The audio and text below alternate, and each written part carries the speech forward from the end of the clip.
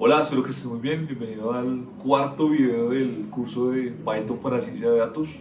Hoy corresponde ver el tema de los diccionarios, un tipo de dato muy importante en Python. Y recuerden que eso es una serie de videos que encuentran en mi canal, un curso 100% gratuito en Python para ciencia de datos. Recuerden, esto es una introducción a los tipos de datos. Ya vamos 4 videos. Ha sido muy suave, una parte muy introductoria. Ya cuando lleguemos a la parte de pandas, el rey en ciencia de datos para Python, van a ver, digamos, la importancia de entender esos tipos de datos y demás. Entonces, si les gustó el video, por favor déjenme un like y sigan mi canal. Gracias. Bienvenidos al video número 4 del curso de Python para ciencia de datos. Hoy vamos a ver un tipo de datos muy importante que son los diccionarios. ¿Y qué es un diccionario? Prácticamente es una estructura de datos con características especiales que nos permiten almacenar cualquier tipo de valor, como enteros, cadenas, listas e inclusive otras funciones dentro de una misma variable. Y como su nombre lo dice, simplemente un diccionario es donde vamos a almacenar una llave junto a una clave. Es decir, por ejemplo, vamos al ejemplo del nombre del diccionario.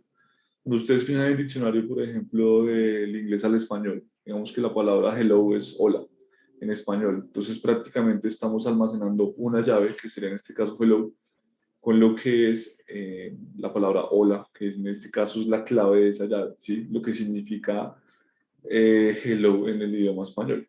Entonces, vamos a verlo, es muy útil. ¿Por qué? Porque para el tema del consumo de datos, o en este caso lo que va a ser ciencia de datos, nos permite, digamos, tener una estructura de almacenamiento de datos ordenada, como lo vamos a ver a continuación. Entonces, para empezar, yo voy a darle aquí, como hemos visto en videos anteriores, diccionarios.py. Aquí vamos a ver, recuerden, diccionarios, que es un tipo de dato en Python. Y lo vamos a ver con el siguiente ejemplo. Resulta que yo tengo, por ejemplo, una variable que es estudiante. Y en esa estudiante yo voy a declarar una serie de variables en estilo diccionario. Para hacer esto, abro llaves, bueno, abro y cierro llaves. Y dentro de estas llaves voy a colocar, por ejemplo, el nombre de la estudiante, que para ejemplos de este video va a ser Laura. Seguido una coma, voy a colocar, por ejemplo, su edad. Y vean acá algo importante, vean que yo digo el nombre, dos puntos, en este caso nombre es la llave, Laura es el valor que acompaña a esa llave. Luego a una coma con otra llave que va a ser en este caso edad, y en el cual su variable, en este caso, o su valor de esa llave va a ser, por ejemplo, 28 años. Vean que yo estoy combinando un valor numérico, que es un entero, con un valor de texto en una misma variable. En este caso, por eso es la utilidad de los diccionarios. Yo podría poner, por ejemplo, también una lista dentro de un diccionario. Entonces, ¿cómo hago esto? Digamos que las materias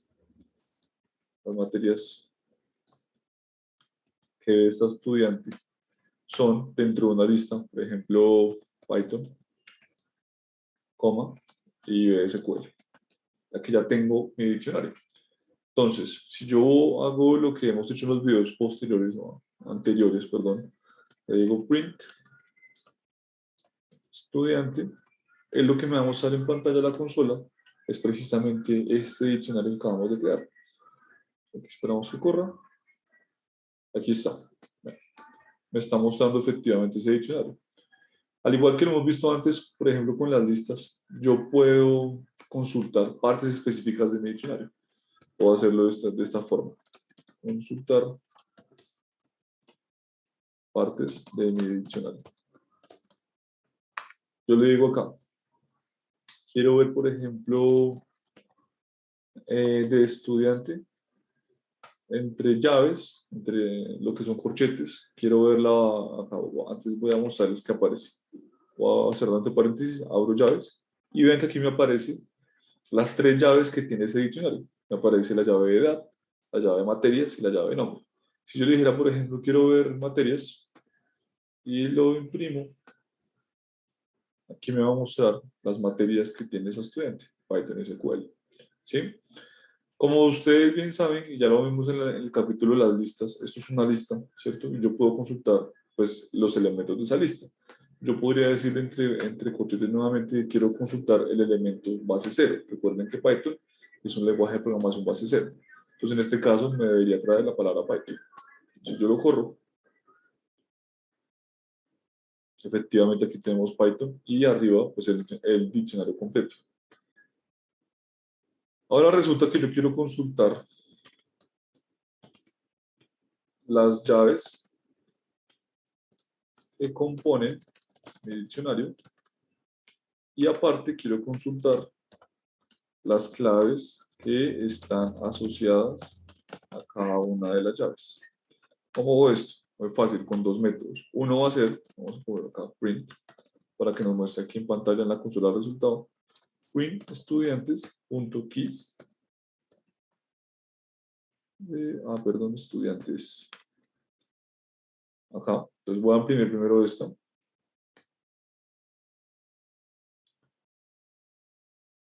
Esperemos que cargue. Vean. Vean que aquí él me está diciendo que las llaves de mi diccionario es nombre, edad y materias. Lo mismo yo puedo hacer para consultar, digamos, que las claves asociadas a mi diccionario, es simplemente print y coloco estudiante con el método values. Y al consultar esto, vean que aquí me muestra las variables asociadas o los valores asociados a esas llaves, ¿sí? Entonces, en un lado tengo los keys, otro tengo los valores. Entonces, de esta forma, yo puedo, digamos que, conocer específicamente cómo se estructura mi diccionario. ¿Qué otra información o métodos yo puedo implementar a nivel de mis diccionarios? Puedo reemplazar valores de mis llaves. ¿Cómo hago esto? Entonces digo acá.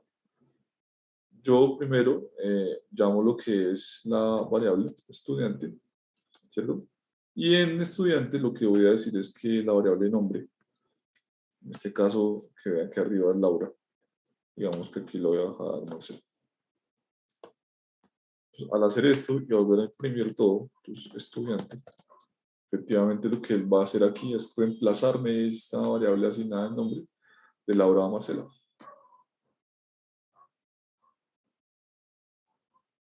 Acá está. Entonces inicialmente estaba Laura, ahora quedó Marcela. Este último comando me sirve no solo para reemplazar, sino también para agregar. Es lo que puedo hacer acá.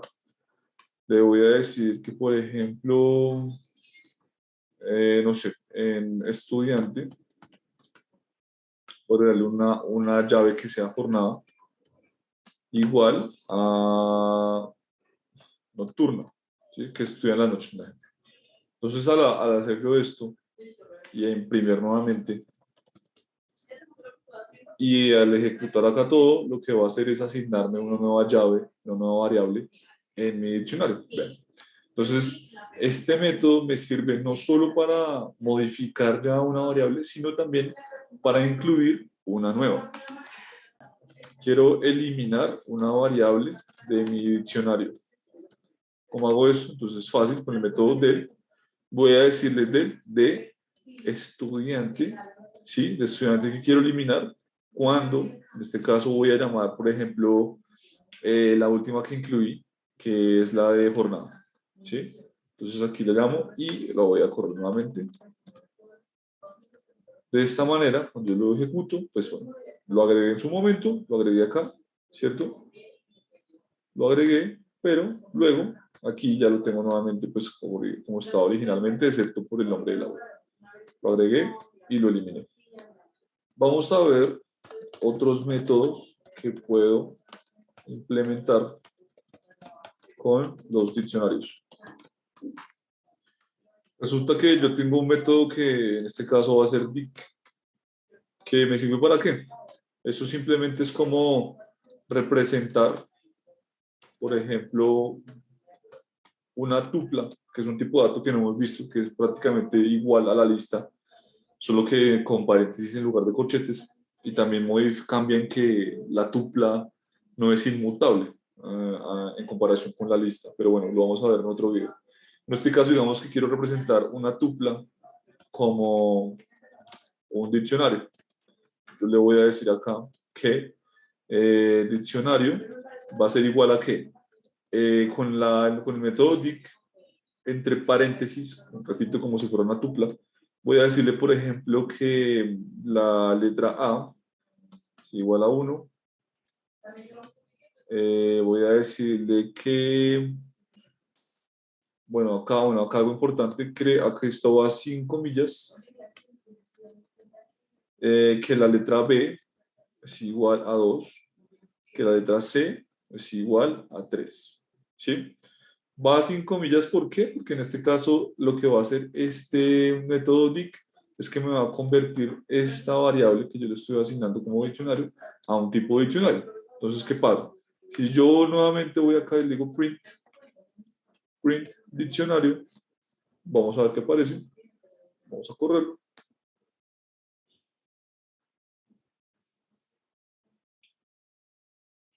Vean acá, vean que me lo está dejando con llaves, como es la estructura de un diccionario asociado con las comillas. Entonces vean que este método, vean que originalmente no lo tenía con corchetes, sino con paréntesis.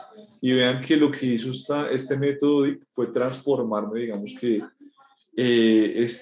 esta tupla, por decirlo de alguna forma, aunque bueno, las tuplas nunca tienen valores asociados, pero lo que está haciendo es tomar una variable A, ¿sí? En este caso que es una llave, y le está asignando el valor 1, así con la B, así con la C, y me lo está transformando en un diccionario, ¿sí? Es lo que me sirve en este caso el dic. Vamos a ver lo que es el método zip, que es muy útil. ¿Por qué? Porque digamos que ustedes tienen nuevamente, por ejemplo, acá con la variable diccionario 2, igual a qué.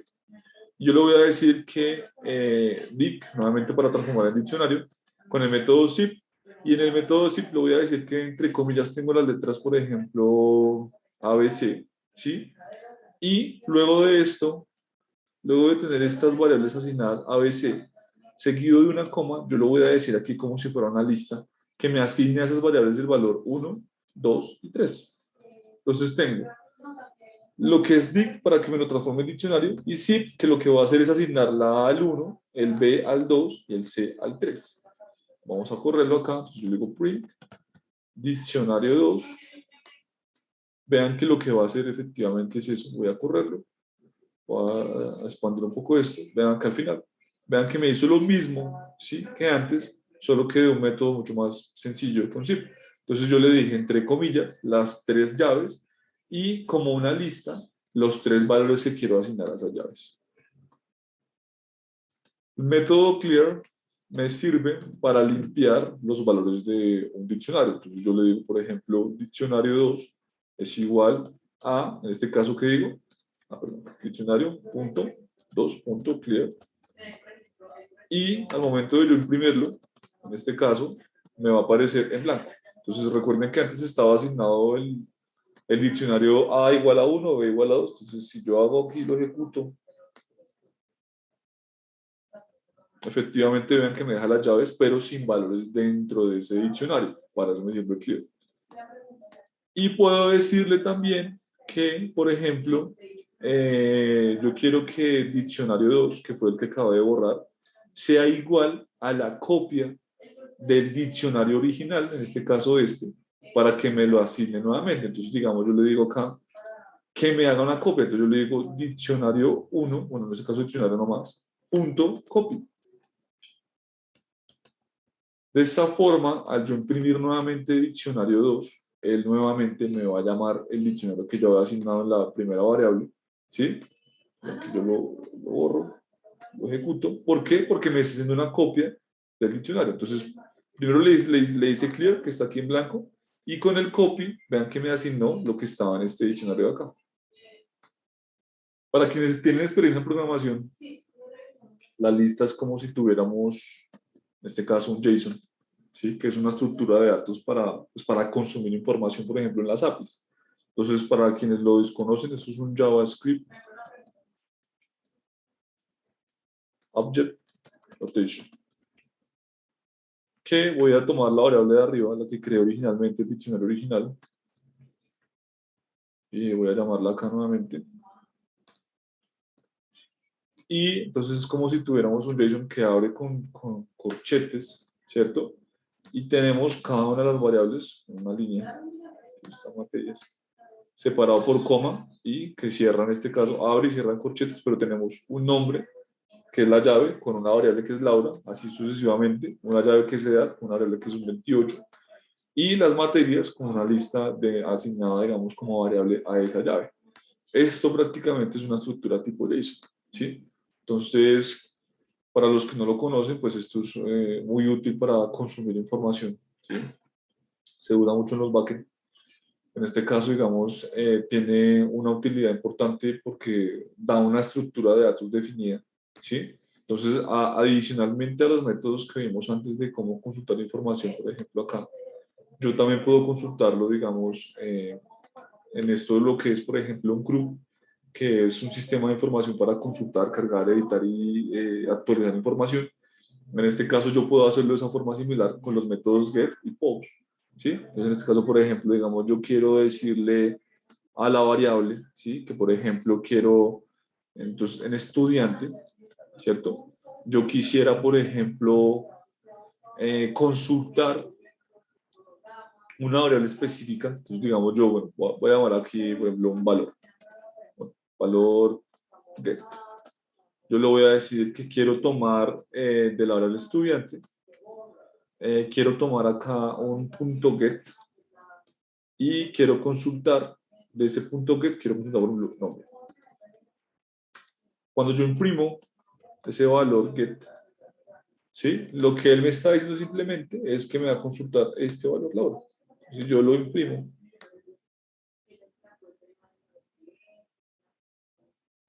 que cargue, vean, Laura. Entonces es otra forma de consultarlo. Aquí simplemente lo hacen una variable, pueden hacerlo directamente con un print, pero aquí lo hacen una variable, entonces le dije que ese valor get es que quiero obtener lo que es la llave nombre, es su variable. Entonces aquí él va a hacer un get de nombre, que en este caso es Laura, ¿sí? Otro método es el método pop, que en este caso lo que va a hacer es eliminar. Entonces, por ejemplo, yo le digo valor pop y le digo estudiante.pop y quiero que me elimine, por ejemplo, la edad. Entonces, cuando yo le digo print valor pop y quiero volver a consultar mi lista o perdón, mi diccionario, lo que va a hacer es que en esta original, bueno, en esta que dice de segundas, va a eliminar la variable edad, ¿sí? Entonces aquí me va a mostrar que elimina el 28 porque es la edad, pero eso me la muestra todo ese diccionario sin esa llave y esa variable. Vean, entonces elimino 28 y en la inferior, que muestra todo el diccionario, ya no tiene esa variable de edad, 2.28. Entonces, estos es como los métodos más usados al nivel de diccionario. Recuerden, es una estructura de datos que me recibe todo tipo de datos, inclusive otras funciones. Y recuerden que eso es una introducción para ya cuando pasemos a la exploración de datos, que es lo más importante en ciencia de datos, y cuando lleguemos a la parte de pandas y demás. Para los data frames es importante entender todos estos tipos de datos, ¿vale? Si les gustó un video, por favor déjenme un like y nos vemos en el próximo video. Gracias.